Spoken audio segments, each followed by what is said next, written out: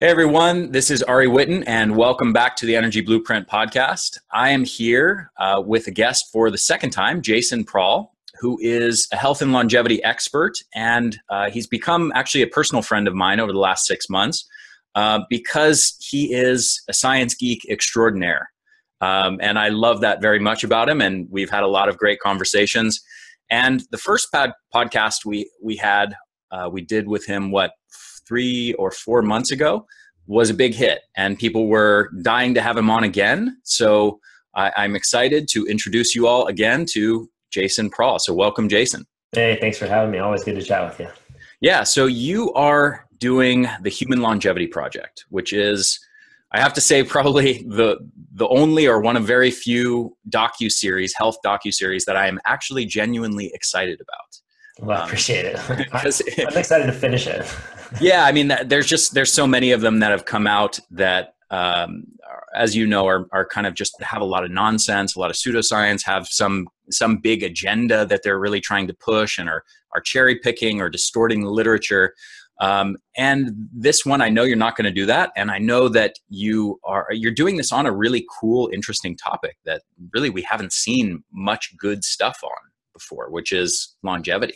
Yeah, I mean, I appreciate it. I mean, I think it's tough, right? Because the docu-series that I've seen, I think they all start out with a really good intention, which is to educate people on certain topics. And I think they do a really good job of that, and they've been very successful and very productive in that capacity. But I think for some people, like let's say for somebody like you or anybody that you know that's relatively healthy and doesn't really have an issue like cancer or autoimmune disease or anything like that, they just don't provide enough applicable information for us to really use in our life. And yet you and I, all we do is try to figure out where health comes from and what to be doing to be more healthy and to keep our kids healthy and all these things, right? So I felt like that was kind of the gap that we wanted to fill, was for everybody, not just the sick, but this applies to anybody that's healthy, anybody that wants to raise a healthy human, anybody that is currently in a disease or dysfunctional state.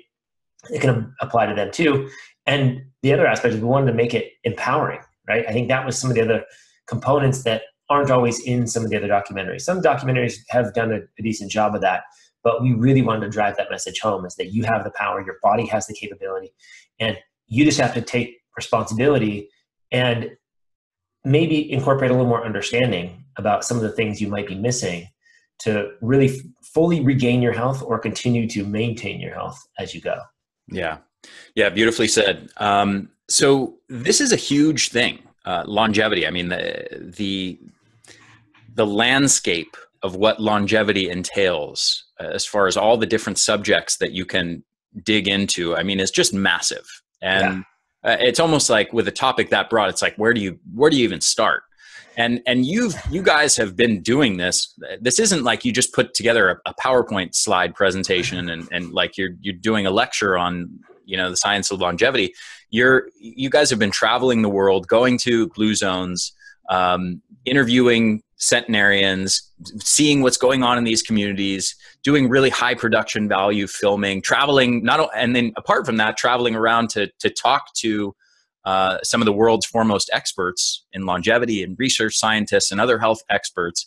I mean, this is a huge undertaking that you guys took on here. It is massive. And, we traveled all around the world. We went to Japan, we went to, places that maybe people don't really look to, other parts of Costa Rica. We went to Guernsey to look at what they're doing in Guernsey, which is a tiny island in the UK. We spoke with local US residents that are, in their hundreds or close to 100. So we really wanted to travel the world and talk to these people, get their perspective on things, and also understand the current environment that they live in, but I think more importantly, to understand and discuss the environment that they grew up in, which is quite different. And this speaks to what you were saying, which is that longevity incorporates so many things. And longevity itself, I think, is fairly uninteresting in terms of, I don't really think that we all get up every day thinking, what can I do today to make it to 110, right? I mean, we're not really wired that way. I mean, we're pretty short-term thinkers in a lot of ways. And I think in a way that's a good thing. I mean, if there's anything I could say, is that we should probably be operating more in the now than thinking about the future. But understanding the things that will lead to a healthy, happy future, I think, is what will propel us to take better action today. And I think one of the areas that I see that is being missed massively in the whole aspect of longevity, from a research standpoint, from a discussion standpoint, is basically the ages between conception and 20 years old, or 25. Like, that is really where the stage is set. And if we want to think about true health in the long term and the absence of disease, or the minimizing disease, it really begins in that period. So we have to be thinking, what are we doing or not doing in that portion of our life to facilitate longevity, right? And this speaks to the parents like yourself, right? It's like all your understanding is now passed down to your child. Yeah. And that is powerful, right? So everything that you can conceive of and that you understand about health is going to benefit him or her as they get older, right? So this is, I think, the important aspects of, now I can't go back and fix my childhood, right? I mean, the Captain Crunch that I ate, and the Pop-Tarts and the donuts and, the crappy milk and all the things, we can't fix that, but it's also not to say that it's not that we can't heal and we can't improve and we can't recover. I mean, the body has tremendous capacity to do so. Mm-hmm. So that's just one example of looking at the time frame of our life that's being missed. But then there's all these other components that mainstream science doesn't really like to recognize in big, meaningful ways, like childhood trauma, like even traumas that are passed through the generations, which rat studies have showed that actually exists. Mm-hmm. Traumatize a mouse or a rat, and then its offspring will exhibit that same trauma when stimulated in the same way. Yeah, there's been some interesting research on Holocaust survivors as well. Exactly. So the science is there. It's just not being talked about. It's not in the discussion because you can't really develop a drug for that, right? You can't really develop a supplement. You can't really develop anything. So there's no money to be made in that line of research. And so it's just generally not going to be studied all that much. And so there's just so many things, but the reason that we need to look at all these things and present them, hopefully, is because if you're trying to recover from disease, you're trying to be healthy, we need to go through sort of a checklist, right? Okay, I'm doing this. Okay, I'm doing that. I'm eliminating that. I'm doing this, but I'm still not better. Okay, well, actually, there's like 2 or 3 more things that are kind of big that maybe you need to focus on, And so it's not that those things didn't work. They may have gotten you to a good point.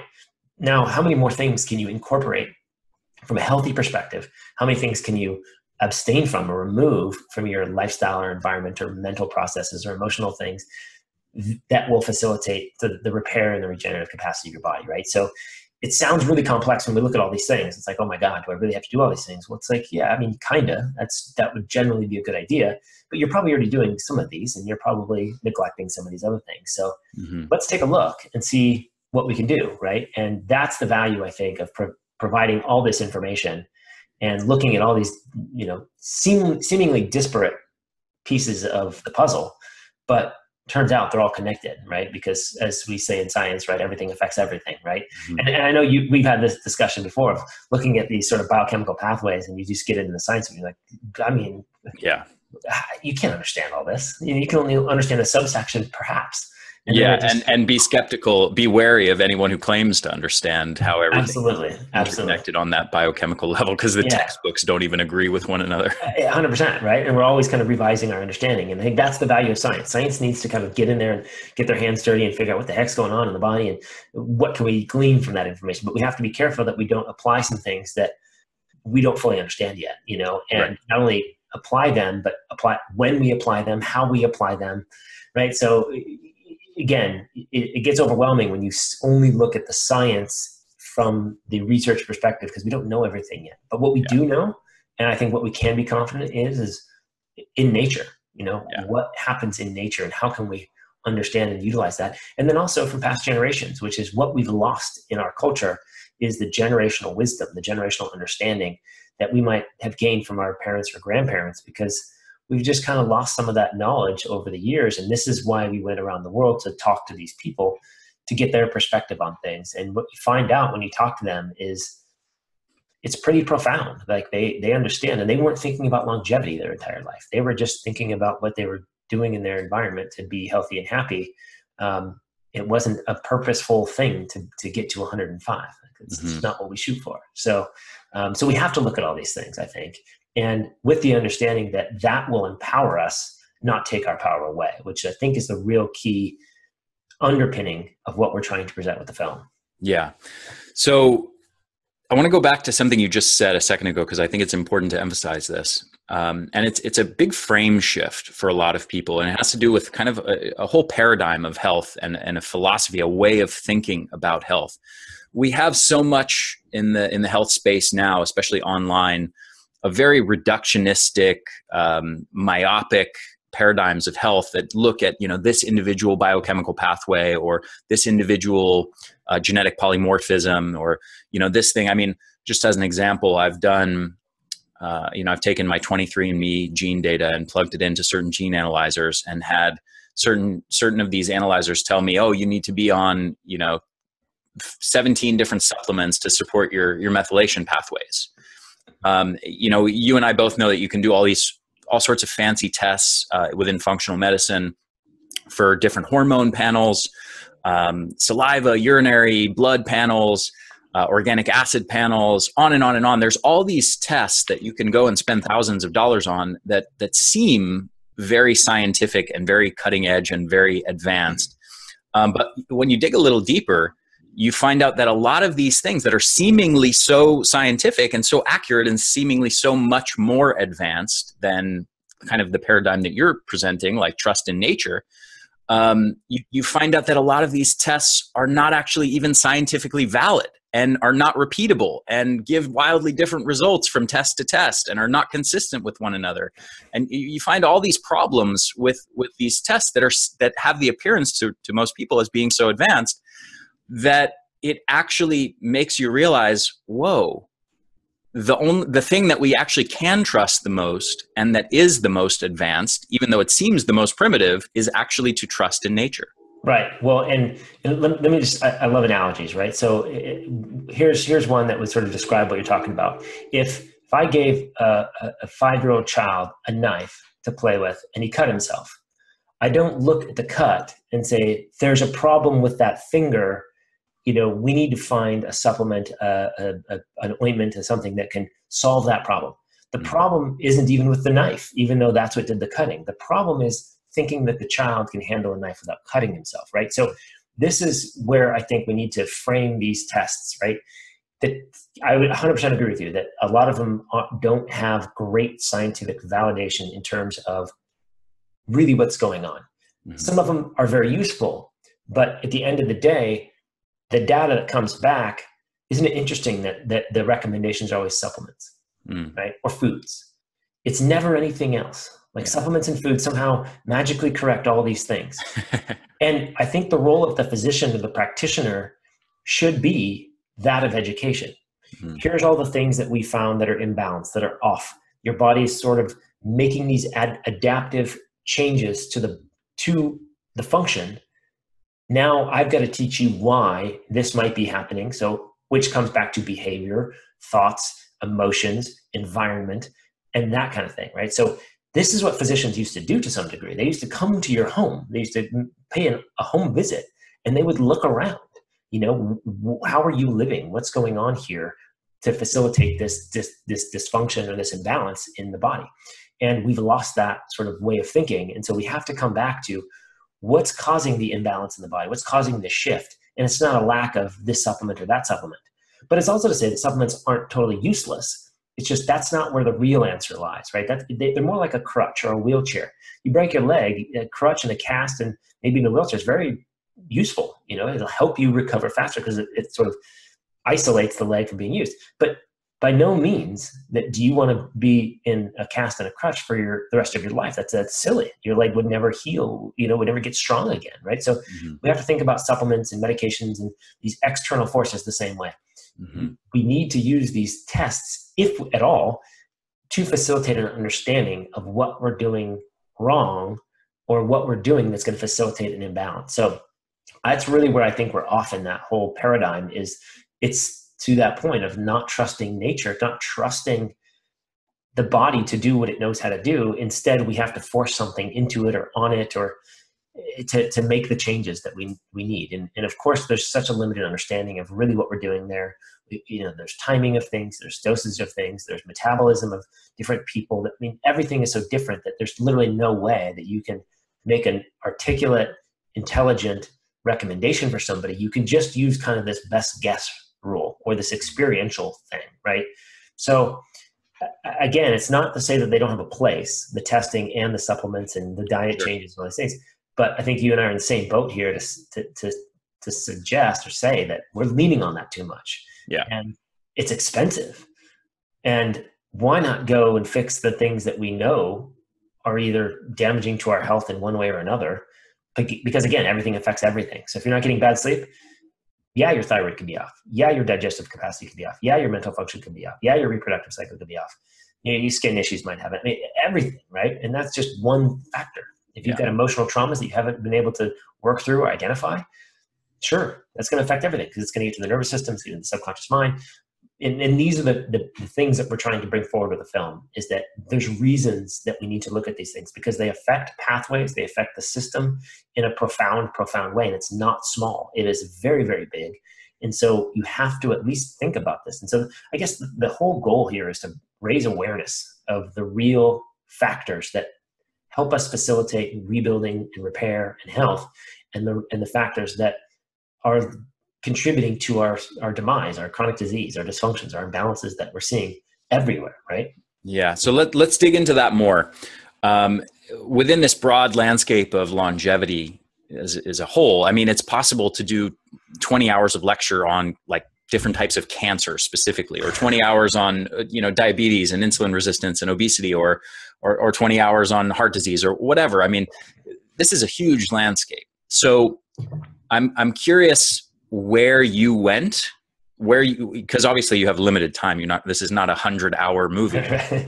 You're limited to probably 8 or 10 hours or something like that in this docu-series. So what factors did you guys choose to focus on as sort of the big keys to longevity? Yeah, well, let me say this, that I first had to ask myself, what is aging and where does it occur biologically? Right? And this is a question that's been asked for many, many years and nobody really has a great answer. And I would not propose that I have a better answer.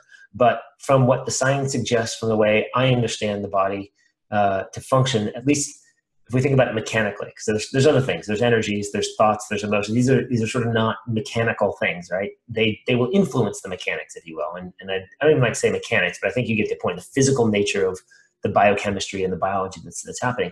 And what I determined was that there's basically 3 main organs or organelles that really play a role. Okay, so one is the DNA, human DNA in our nucleus, right? That seems to have unique properties to function.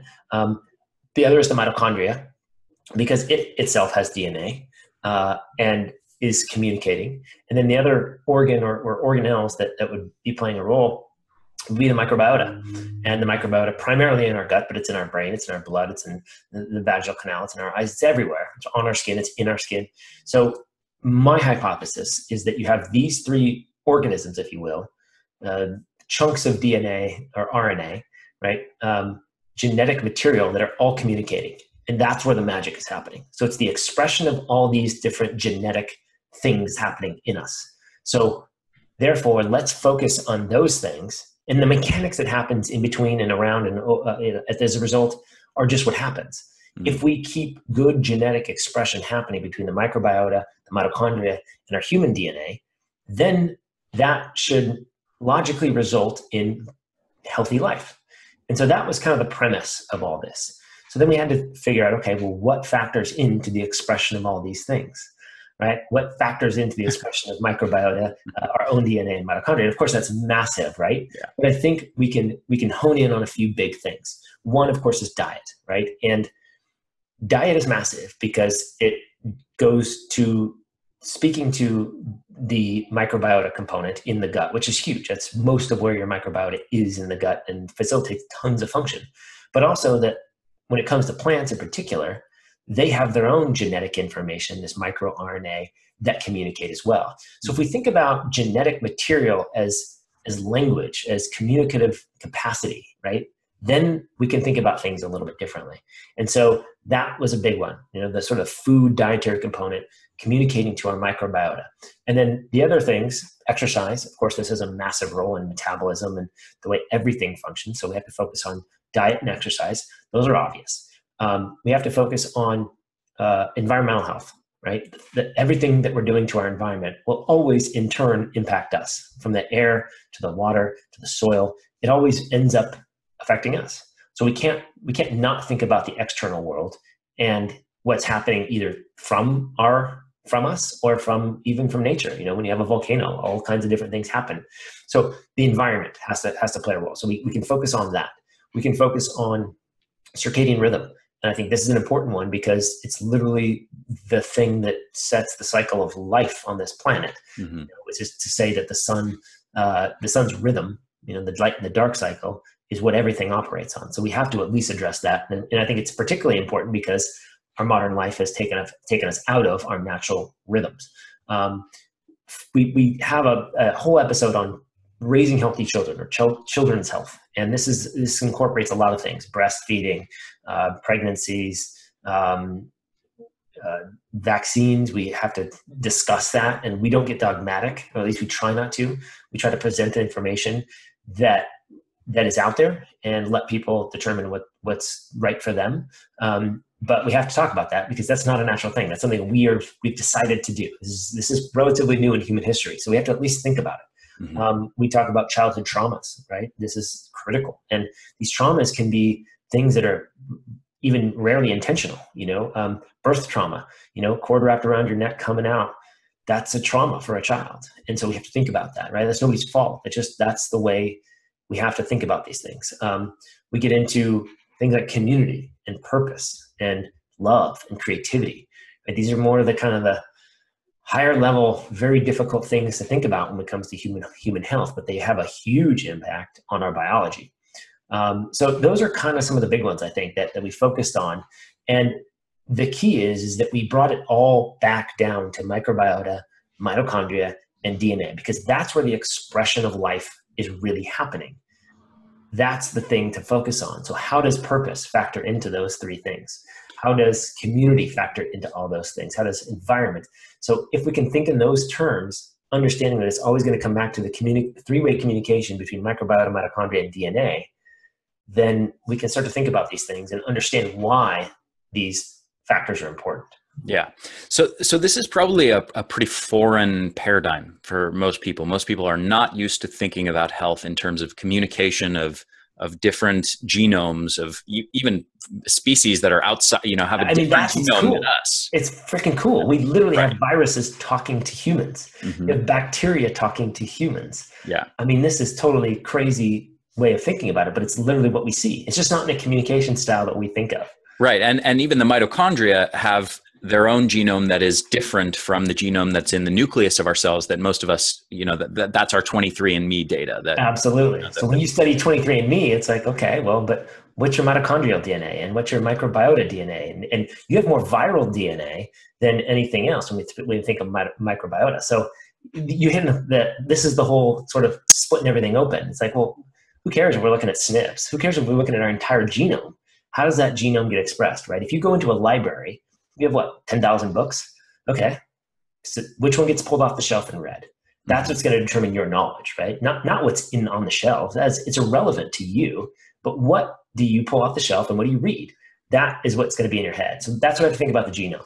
Right. And I've heard, I'm sure you know the stat, but it's something like we actually have more genetic material in our bodies that is not ours, that is from other organisms, than we have of our own genetic material, meaning from microorganisms living 100%. On and in our gut. So it begs the question, are you even human, right? Or are you just this vessel, this meat sack vessel with the consciousness that is used to transport viruses and bacteria around the planet for the greater good of life in general, right? We have to ask these sort of big, weird philosophical questions. But what's interesting about that too is, we talk about epigenetics, right? In other words, the things that make our genetics express one way or the other. Well, we often think about those in terms of our own genes, but mitochondria have genes and viruses and bacteria have genes. So the decisions you're making, how do their genomes get expressed? all of a sudden we have no way of quantifying this in a real fashion. We can just understand that that happens. And so again, it gets really complex if you try to dive into the science. But what's interesting is that, the inner ecosystem is there. The outer ecosystem is out there. And we're kind of in the middle. So if we want to think about longevity, for us, for me individually, I need to be thinking about how do I keep the outer ecosystem healthy, and thinking about longevity of the outer ecosystem, and how do I keep my inner ecosystem healthy and facilitate longevity in my inner ecosystem. Because if I keep those guys happy, then they're going to keep me happy. And if I keep that guy happy out there called Earth, then I get to be happy. Yes. So I think we have to really understand our position in this thing, that it's not about us. It's not about Ari. It's not about Jason. It's not about any individual facilitating longevity. It's about everybody else, that the other humans, the planet, and the inner ecosystem. And if we can keep everything happy and healthy, then we get to be healthy and happy. Mm-hmm. So we kind of have to remove ourselves and our ego and our individual organism out of our mindset, out of our equation here. If we focus on other things, and interestingly enough, study after study after study shows that when you help something else, whether it be a person or an animal or whatever, you actually get the benefits more so than the person or thing that you're helping. Yeah, even with prayer, there've been studies showing Absolutely. That the person that gets the most benefit is actually the prayer rather than the prayee. Absolutely. So we have this sort of compassion and empathy and goodwill built within us, and it seems to reward us for that service, that mindset. So I think if we just flip it on its head a little bit and stop being so egocentric in this whole thing, we stand a better chance. And if we think about the inner ecosystem, we think about the outer ecosystem, then everything works. Yeah. So let's dig into this kind of non-egocentric paradigm of health and let's talk specifically about one of the three parts of the system that you just mentioned in our microbiome. So what does it mean to say that our microbiome plays a role in our health or longevity? What role is it playing, and how is that actually affecting health and longevity? It would be a quicker answer if I talked about all the things that all the roles that it doesn't play. Honestly, I mean, it controls metabolism, it controls hormones, it controls neurotransmitters, it controls immune function, it controls communication to the mitochondria. It literally talks to the mitochondria. I mean, it facilitates detoxification. Literally everything. I mean, it's probably why it's there right in our little pie hole. The first thing that comes in contact with our outside world, right? I mean, we communicate to our outside world through food, right? And so there has to be something in there that recognizes and understands the outside environment. And that's, I think, what the role these microbiota are playing. In other words, they're sort of short-term sensors of our environment. Think about them that way. And in that regard, now it will allow our human organism to adapt to the environment. So they're really playing a helping hand, a helping role in this whole thing. Mm-hmm. So these microbiota we don't understand them yet. So that's the most important thing. There's a lot of new tests out there for the microbiota and a lot of older tests out there for the microbiota. They all have limited capacity to understand what's going on. Science has no clue about that network. If you think about the internet and how many nodes of connection are on the internet, it's probably something similar to the microbiota. We have too many things happening. We don't understand them. But really what's happening when you think about food, those microbiota metabolize food particles, right? So starches, sugars, the plant polyphenols, the colors, the plant phytochemicals, right? These hormetic stressors that come from plants, they metabolize those things. And through that metabolism, they spit out a communication mechanism. Could be hydrogen sulfide, could be short chain fatty acids like butyrate. It could be oxidative stress. These organisms in our gut produce oxidative stress. And these signaling molecules, of which we only understand a handful, then talk to our mitochondria. And our mitochondria go, okay, that's what's happening there. Then I'm going to do this. Oh, that's what's happening now. Okay, I'm going to do this. So that communication pathway between the microbiota and the mitochondria is absolutely critical because that sets the stage for the cell to function. Mm-hmm. And then the other aspects are when it's metabolizing food, it sends communication messages directly to the brain, directly to different organs in the body. And so But I think that what's been missing, and what we're just now understanding in science, is the two-way communication. Mitochondria in your lumen, in your digestive tract, actually talk to the microbiota. So they send out signals, ROS and various signals to the microbiota. So ROS, for people not familiar with ROS, just explain that real quick. Yeah, reactive oxygen species, right? This is sort of oxidative stress. The thing that in the past we thought was really bad and damaging, turns out that these oxidative stress signals are literally just that. They're communication signals. So yes, if you have too much of them, you can have excess inflammation and damage and these type of things. But that's the reason you would have too much is because the cell is trying to signal and try to kill something, whether it be an infection, too many toxins. And then, with Navio's work, we now understand that can sort of get stuck on, and we need to sort of reset that. So there's even more complexity in that. But reactive oxygen species can't be thought of as bad anymore. We have to think about them as signaling molecules. They can be imbalanced. They can cause problems down the line, but there's a reason that happened. It's not just accidental, and it's not, we can't think about it that way. Yeah, and that's a pretty crazy paradigm shift from the popular understanding of things in the general public right now, that thinks of free radicals or reactive oxygen species as these bad things we need to avoid, take antioxidants to kill off. And what you're saying is actually that there's a whole body of research showing that these things are vital signaling molecules and actually play important positive roles and are involved in cellular defense and all kinds of things that are actually, they're there for a reason, and you don't want to just get rid of them. Right. I mean, and I love it because you talk about this a lot and help educate on this, because it is somewhat new, and it's definitely not something the general public is understanding because they're not getting it from their doctors. And so, but think about when you exercise, reactive oxygen species or oxidative stress goes through the roof. And it's exactly what you want. Mm-hmm. And then if things are balanced, then it comes down. And so you get this, which I love, you talk about hormetic stress a lot, and this hormesis. Mm-hmm. That's the purpose, is to sort of react to the environment and then adapt to the environment. As human organisms and the organisms that comprise us, that's really what we do. We adapt. That's if there's anything we're really good at, it's adaptation mm-hmm. to our environment. The problem comes is that if things are happening too much or too fast or too quickly, our body can't adapt fast enough. That's where we start to get out of balance and things break down. But ultimately, I guess the real huge takeaway here is your microbiota are communicating to your cells. They're talking. They're telling your body, your cellular engines, your mitochondria that then talk to the DNA.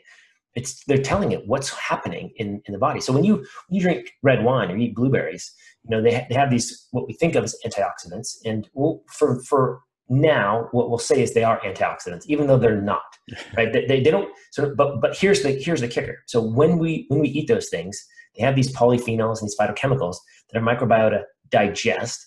They produce signals to the mitochondria, and then the mitochondria then flip on the antioxidant defense system. So they kind of switch over and do certain things mm-hmm. in proper balance. So this is why we think of them as antioxidants.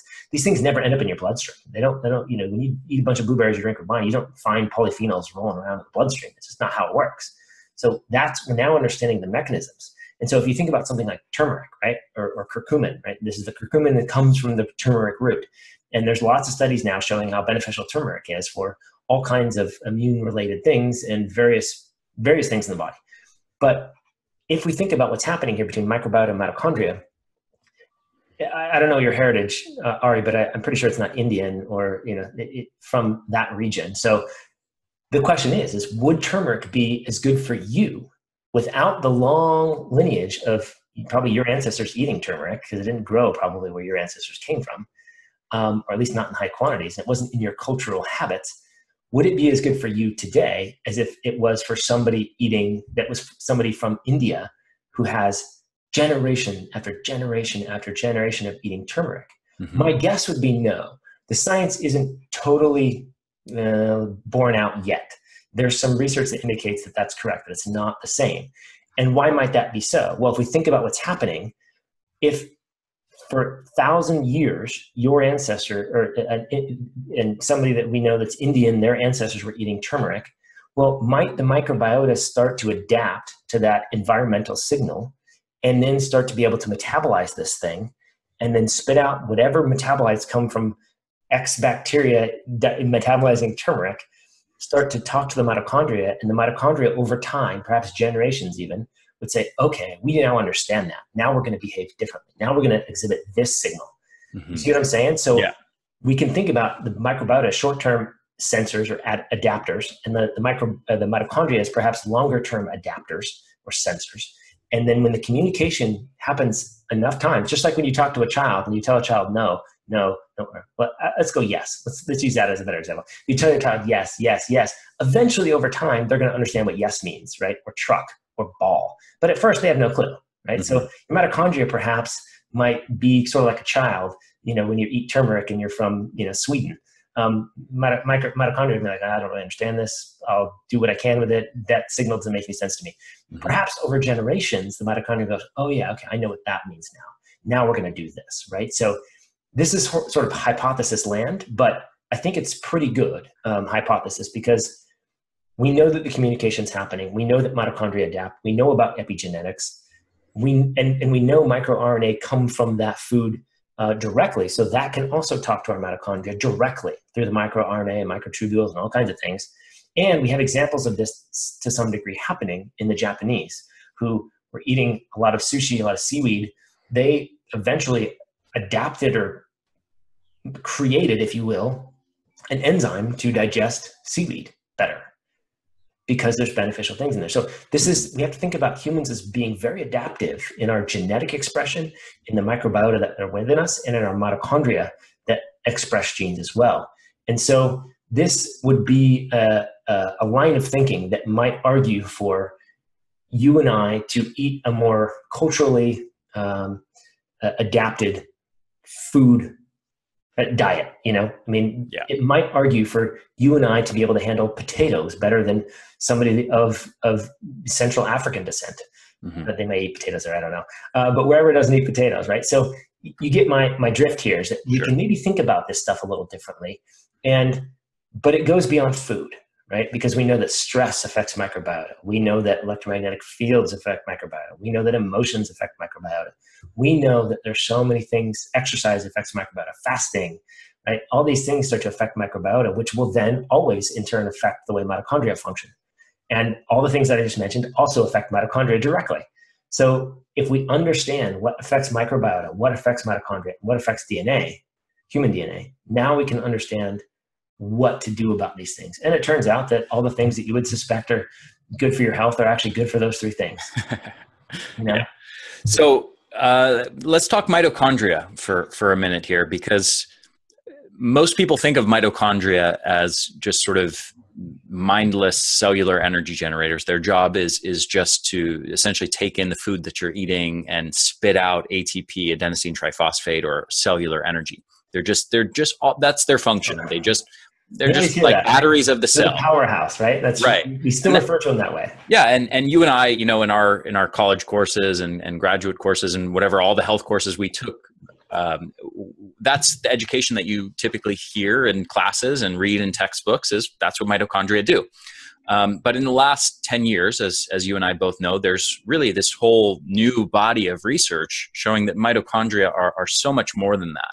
So can you talk a bit about why you feel mitochondria are so central to longevity and why they're not just mindless energy generators? Yeah, I mean, this is where you and I just geek out, right? And off camera.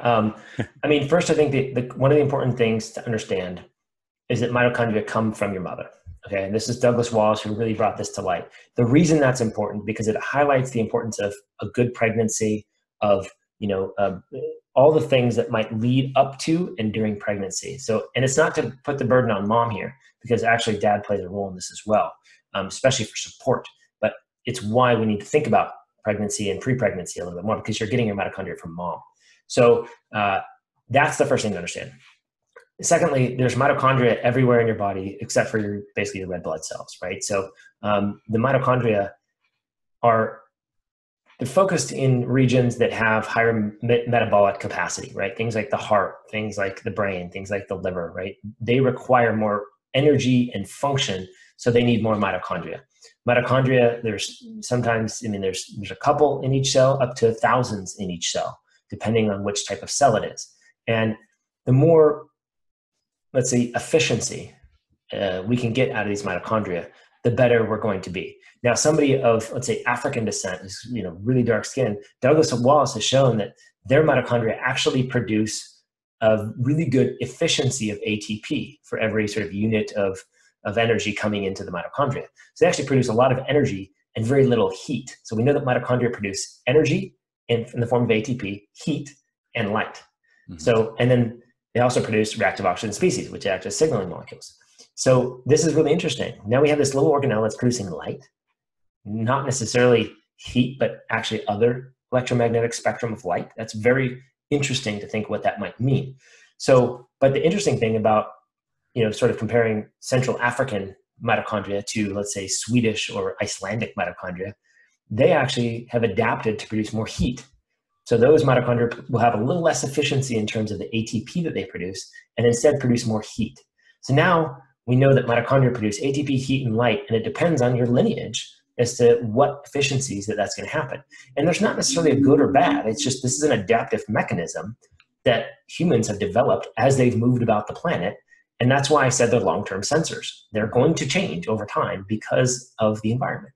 So you have to think about them as doing more than just producing ATP. They're producing heat, which does all kinds of things in terms of heat shock proteins and uncoupling proteins. We can geek out into the details, but heat plays a big role in cellular function with particularly the water that's around these mitochondria and in these mitochondria and everything like that. But they are signaling to the DNA. The mitochondria, via these reactive oxygen species, these oxidative stress molecules, there's different types of oxidative stress. There's different forms of reactivity of these oxygen molecules, but they're signaling to the DNA, to different parts of not even just the DNA, all parts, all organelles of the cell, both internal to the mitochondria and external to the mitochondria. So they are communicating between in the cell and outside to other cells as well. And we can't think about organs anymore. I know we're organ-centric, and we're still organ-centric, right? I've got a thyroid problem, I've got a liver problem, I've got a kidney problem. No. You've got cells that aren't working as well as they could in that organ, manifesting as a general organ dysfunction or imbalance. That's what's happening. If we get down to the cell level, then mitochondria become more important. If we stay at organ level, we don't have to think about mitochondria, we don't think about cells, we don't think, no, the liver is the problem, or the kidney is the problem, or the thyroid is the problem. No. That's going to fail us every time. We have to look at what's happening at the cellular level. So if we think about mitochondria as playing a critical role in cellular signaling, in epigenetic expression, which genes get turned off, which genes get turned on, the methylation, the deacetylation, the acetylation, all these things that are happening, and this is where you can geek out for years on cellular function alone. But we have to think about mitochondria playing a critical role, because as they start to get damaged, as they lose their capacity to work properly, then we start getting symptoms. We might call it any number of sicknesses or illnesses, right? It might be a skin rash, or it might be psoriasis, or whatever it might be. Generally, that's happening because mitochondria aren't functioning properly and talking to the nucleus in a way that's balanced. In other words, something's off, it's imbalanced.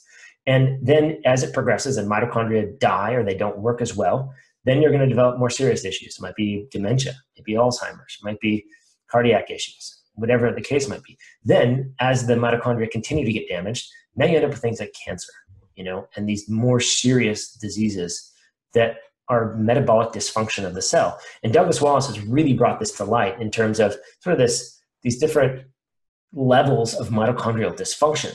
And it generally has to do with the genes of the mitochondria not expressing properly, ATP not being produced properly, chronic fatigue. That's your world. That's just a failure of mitochondria to do their job in a large part. Yeah. Now that comes with a lot of things, as you address in your course, right? Like all these things you have to address to get the mitochondria back to working properly. Mm-hmm. That is where mitochondria really come into play, is this lack of energy, this lack of function. And it's not your genes that are the problem. You're in a library pulling off the wrong books on the shelf and reading the wrong books, right? Or you might even be partially reading a book, right? That's a really good analogy, because some of these genes and proteins don't unfold properly in the cell. They don't get read and expressed properly. So again, we have researchers all over the world trying to figure this stuff out. So it's not easy. We were at the World Congress for Targeting Mitochondria in Berlin, and you had pure researchers looking at pure research, like trying to understand this stuff. No clinical relevance, just trying to understand what the heck's going on. So this is far from settled, and we don't have an understanding of how the heck a cell even functions to the full extent. but we know that mitochondria are important. We know that mitochondria have their own DNA. We know that they communicate to our own DNA. And in that, I think a lot can be understood to suggest where to focus our attention. Yeah. And the cool thing is that mitochondria can regenerate, right? So I think this is why we need to look at them and understand that we can do something about it. We can regenerate mitochondria by doing things like fasting or intermittent fasting, by getting really good sleep, right? I mean, there's so many ways that we can improve mitochondrial function. And by doing that, we improve the health of the cell, we improve the immune system, we improve the genetic expression in general of that cell, which then will resolve the dysfunctions and the imbalances that we have that might be expressed as hormonal imbalances. They might be expressed as skin issues or digestive issues or thyroid issues or liver issues or kidney issues. That's all cells. If we fix the cell, the organ fixes itself. I mean, that's just the way it is. Yeah. So what are some of the biggest factors that actually affect our mitochondria in negative ways that accelerate our demise and decrease longevity? Good question. I don't know. Okay, should we just wrap up the interview? We'll just move on. No, it is a really good question, because the short answer is that it's really hard to say what is going to affect this person or that person. So therefore, we have to look at everything, right? So I think a really obvious one is chemicals, right? We have so many chemicals in our environment, and the metals, I mean, your mitochondria have these little metal groups within them that are supposed to be there, zinc and copper and these things. Manganese plays an important role in cell health. All these little sort of minerals that should be there in order for the mitochondria to work. If you're not getting those minerals, and or you're getting elevation of arsenic and lead and mercury and even different sources of copper that aren't the right kind of copper, the chemical properties are wrong.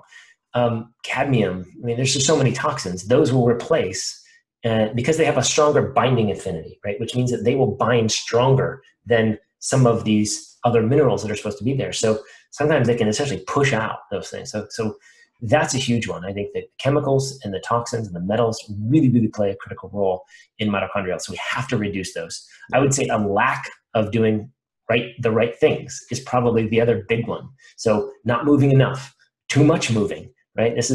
We kind of overdo it here in the US. And you and I, both pretty fit guys, we like to work out, we enjoy it, it's part of our world, but I think we probably both went through a process of understanding what it means to be in balance when it comes to exercise. Yeah, and a few years of overdoing it. Of course. Yeah. And that's our culture. We're overdoing the wrong things. And so, but the other side is, of course, true, right? Not enough hormetic stress of exercise is really going to traumatize your mitochondria. In other words, they have no reason to work hard. You're not pushing them. There's no reason for them to work optimally, right? So the interesting thing about it is it doesn't take much exercise to get them to work optimally. Like walking, honestly, it's boring. I mean, I don't really like to go walk for exercise, but walking is part of our daily routine, right? Don't take the elevator, take the stairs. I mean, I just traveled around the world and in a lot of airports. You wouldn't believe how many people take the escalators and stand there. Look, next time, look. And you might be one of those people. And this isn't a judgment, but this is what I'm pointing out as an opportunity, right? When you have the opportunity to take the stairs or even walk up an escalator, walk. You know those little people movers in airports that they're on flat ground and they're intended to get you somewhere faster? People get on those and we stand. Why do we stand? Well, walking is just so hard for us now that we have to stand. We've got our luggage on wheels. I mean, we've made our life so convenient and easy. We need to now voluntarily take the hard road sometimes, which is to actually say, let's walk a little bit. So we have to go through that exercise, right? I think sleep is critical. If you don't sleep, you don't repair. This is where mitochondria you create all kinds of new mitochondria. You repair, you replace damaged mitochondria. You replace mitochondria that aren't working very well. So there's just so many opportunities, and I'm sure I'm leaving out 5 or 6 that you have in your head right now. So actually, I'm going to ask you, what am I leaving out? What's in there that I've forgotten?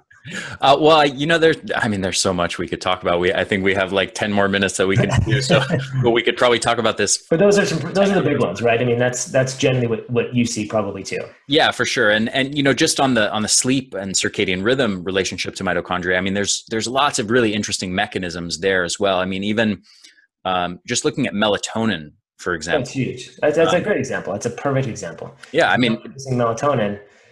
Yeah, your I mean, mitochondria aren't going to work well. yeah, separate from, you know, the number of hours that you're sleeping, or even the quality of your sleep, how much melatonin you produce will also affect your mitochondrial function, because it turns out melatonin is actually getting into our mitochondria and acts as a stabilizer of mitochondrial membranes and protects them from damage. And now guess what happens if you live in a world that is perfectly designed to disrupt your circadian rhythm and suppress melatonin secretion every night through artificial light? Well, now you have too little melatonin every night, week after week, month after month, year after year for decades. Yep. And now your mitochondria are constantly taking on more damage and becoming more fragile over years than they should have been, because you should have been producing more melatonin every night. And that's just one little mechanism. And exactly. And so if you think about that, plus some medications that people are taking, plus the environmental toxins that we're not aware of, you know, plus a little bit of mental or emotional stress, which is going to affect things, plus not getting the right foods, plus, I mean, plus. Yeah. And medications are a huge one. It's a massive one. Yeah. And that's probably the one I forgot that I should have hit.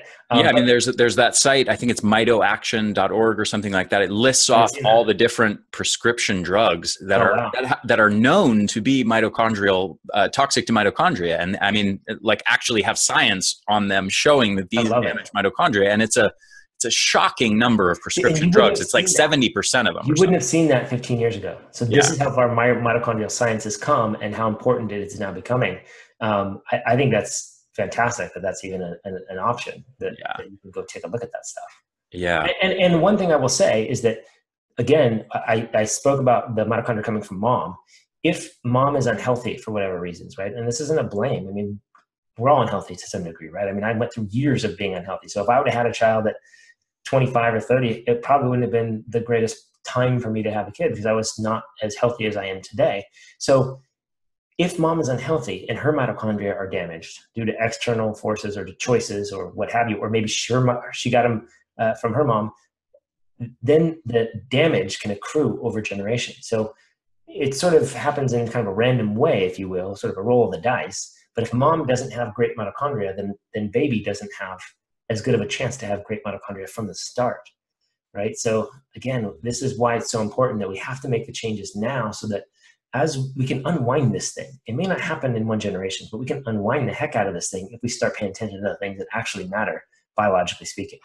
Yeah, 100%. So I know we only have a few minutes left, but you know, we've talked about microbiome, we've talked about mitochondria. The last piece of this is how those two things connect with our genes in the nucleus of our cells. And there's a lot of communication that goes on there, and all three of these levels. So can you talk about how those three pieces now connect, and then how that translates into either accelerated aging or slowed aging?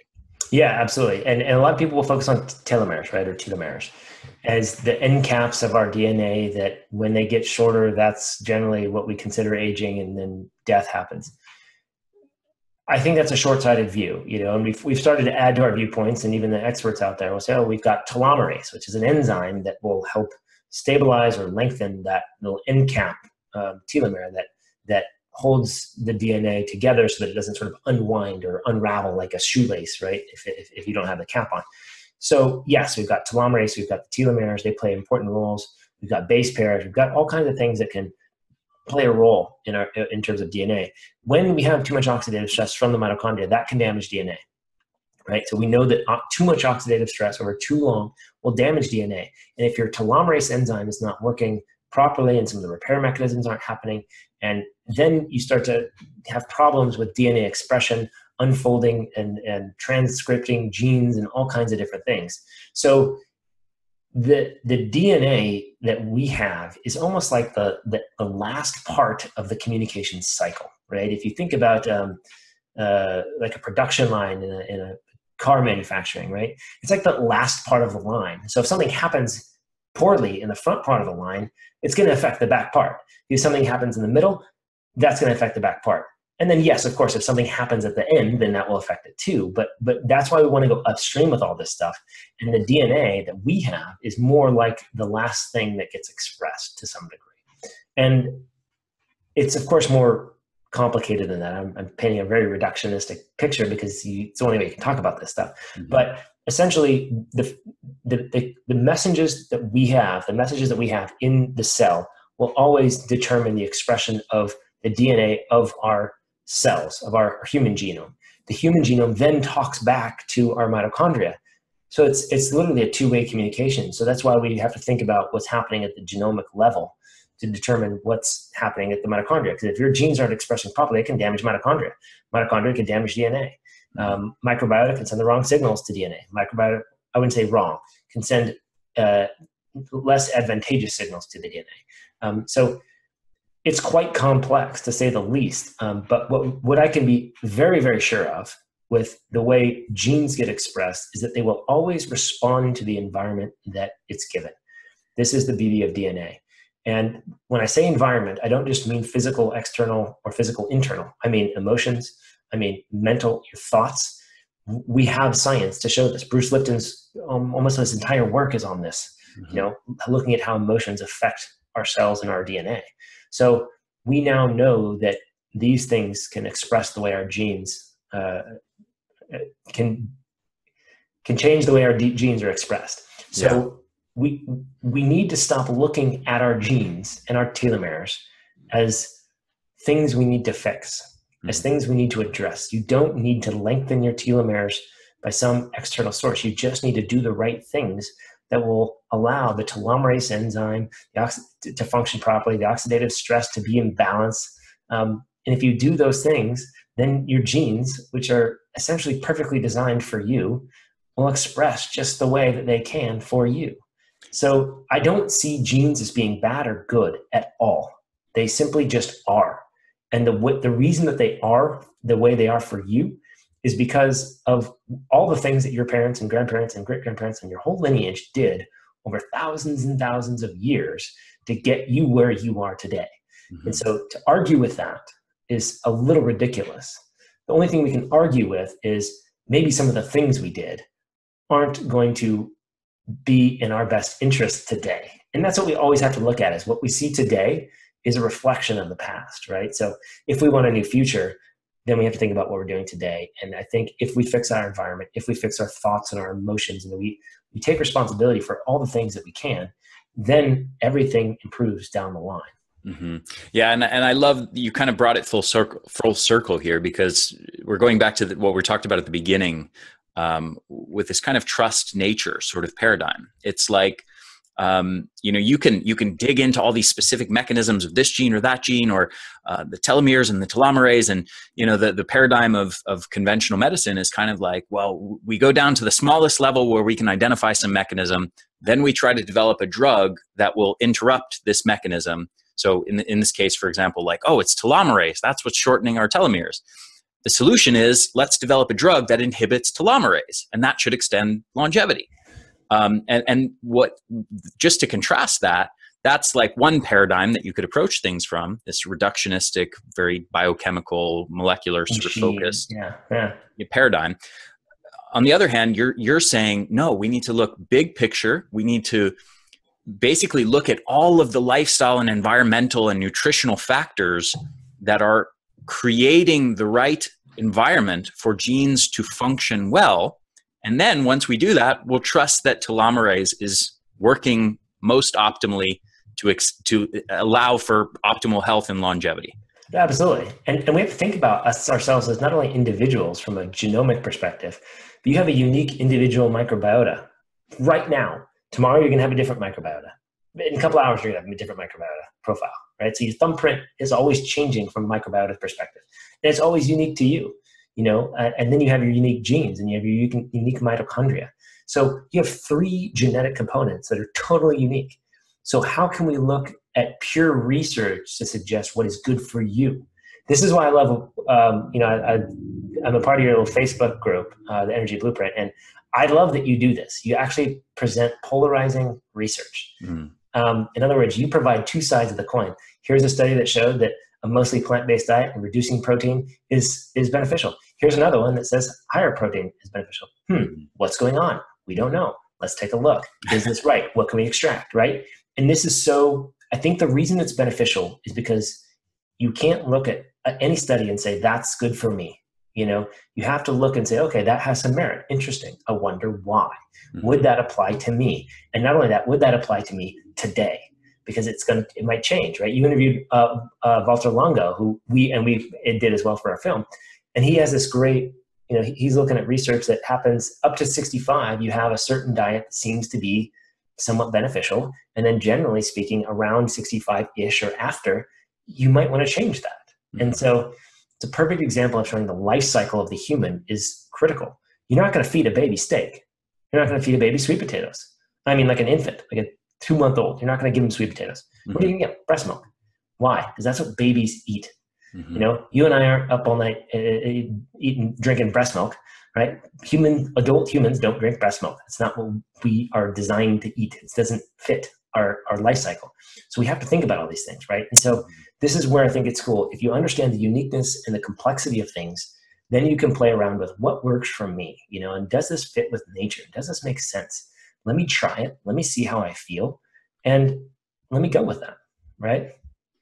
Beautiful. So I have to say I'm super excited about the film, the Human Longevity Project, that's coming out very soon. When is it coming out, by the way? It'll be coming out in May. So May 7th, I believe, is the first date. It'll be 9 parts, and we'll release 1 episode per day for 24 hours for free. So you just have to go to the website, throw in your email address, and you'll be able to get these every episode for free for that first 9 or 10 days that we're going to show it. And I'm very grateful for you to contribute to it.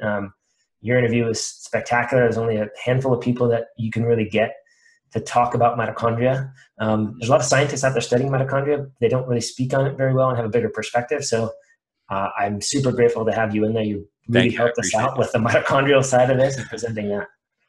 Thank you. Well, I'm honored to be in it, and I think it's going to be an amazing film. I've seen little clips here and there, and I know what you've put into it, and I've had lots of discussions with you about it, and really super excited for this, super excited for you guys to put this out there, and super excited for people to hear this message, which I think is such a revolutionary and important new paradigm in our understanding of optimal health and longevity. So where should people go to actually get this? What is your website? And we'll have a link on this page so people can get it there as well, which the show notes for this page will be at theenergyblueprint.com/longevity. Yeah, and actually, I would just say go to the link that you provide. That's probably the easiest way, because I'm not sure. We may change the link depending on what's easiest. So the link below, that's probably the easiest way. And you can get 3 free full-length interviews. We have like 90-something expert interviews in this thing. Yeah, it's crazy. We have an option you can get the 3 full-length interviews for free when you click that link, and we'll be selling the other interviews, as a big package for like next to nothing, really. So if you're a geek and you like to know about a lot of the stuff people say that don't make it in the film, that's an option. But I appreciate it. I mean, I'm excited too. I'm excited for it to come out. I'm really curious to see the response, because it's a different message. It's sort of we're not tapping into the fear side of things too much, and we really want to provide an empowered message. Hopefully a film, something that's entertaining as well, which is always a little tricky when you're talking geeky science. But we're doing our best, and I'm excited for people to check it out. I hope it helps. And one quick thing, this is free, right? You guys are going to give this as a free showing first. 100%. Yep, 100%. So Awesome. Monday, we'll have episode 1, or I think it's Monday when we release. That'll be episode 1 for free. And then Tuesday, we'll show episode 2 for 24 hours for free. So, it's all free. And if you find the information valuable, you can purchase it on the back end. One thing I will say, that we are trying to use this for the greater good in every way. So we haven't settled on a charitable organization yet, but we will be donating 10% of the proceeds that we get to a charitable organization that supports children's health. So we want to support children in this film. The new statistics are showing that children are not going to outlive their parents in terms of their life expectancy, or the total number of years that they are alive. So that's not a good trend. This is the first time, I think, in recent history where we've seen a younger generation predicted not to live as long as their parents. Yeah, so, and you and I both know some pediatric physicians who are friends of ours, and tell us about all the weird it's not good diseases and sicknesses that they're seeing pop up in kids that you know, really there's no diagnosis for, like, people have never even seen these things before. They're not in the textbooks. And all around the world, you see that the kids don't even have an opportunity at life. I mean, they're dying so young, they don't have an opportunity. So we're honestly trying to provide as much support to a charitable organization that's doing the right things. It doesn't have bloated salaries, you know. So it can be hard to find, but that is a huge purpose for us, not just for this film, but ongoing. That is going to be a big thing. So I love that. We're trying to create a community out there that will provide support for people, particularly kids that need it. So just another thing that we're trying to do to kind of walk the walk in this regard, and really promote longevity, not only from an understanding, but from any resources that we can to make the future just a little bit better of a place. Beautiful. Well, thank you so much, Jason. And to everybody listening, make sure you guys go to theenergyblueprint.com/longevity. Opt in to get the free docu-series. This is kind of a crazy thing. I mean, Jason and his team, they basically quit their day jobs essentially and have been traveling the world and filming for over a year now. Yeah, 18 months almost. Yeah, I mean, really without much of an income in order to make this film. And then on top of that, they're actually going to give it away for free initially.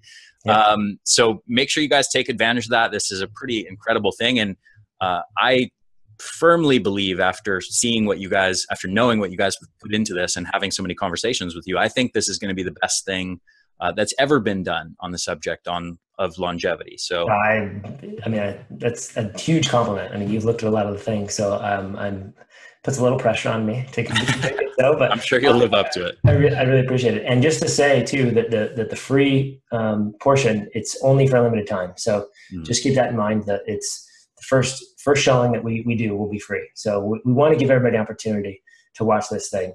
And if you want to support us and support a cause for the children, you have an option to buy it for a really low price. I think we're going to price it at under $100 for all 9 episodes. Wow. For you to own. So that's an option as well. But just know that window is short. So sign up before that happens so that you can watch all of them for free, because we really do want this message out there to as many people as we can get it to.